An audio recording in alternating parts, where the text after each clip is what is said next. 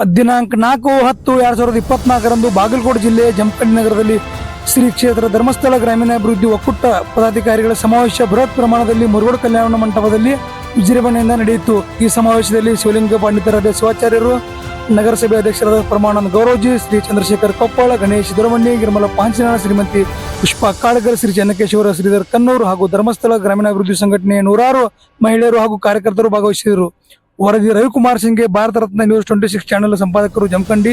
ಸುದ್ದಿ ಮತ್ತು ಜಾಹೀರಾತಿಗಾಗಿ ಸಂಪರ್ಕಿಸಿ. Phone number 9964266674 Jamkhandi.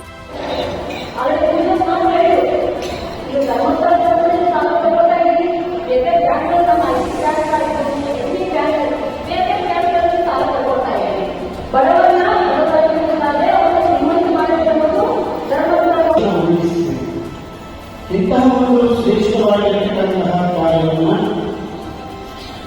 ವೇದಿಕೆಯವರು ತಮ್ಮ ಅವಧಿಯಲ್ಲಿ ಬಹಳಷ್ಟು ಸುಂದರವಾದ ಕೆಲಸಗಳನ್ನು ಮಾಡ್ತಾ ಇದ್ದಾರೆ.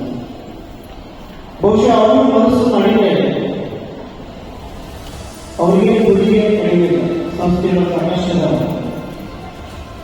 ಒಂದೊಂದು ಹಳ್ಳಿಗೆ ಒಂದೊಂದು ಧರ್ಮಸ್ಥಳದಂತಹ ಒಂದು ದೇವಸ್ಥಾನವನ್ನು ಕಟ್ಟಬಹುದಾಗಿತ್ತು.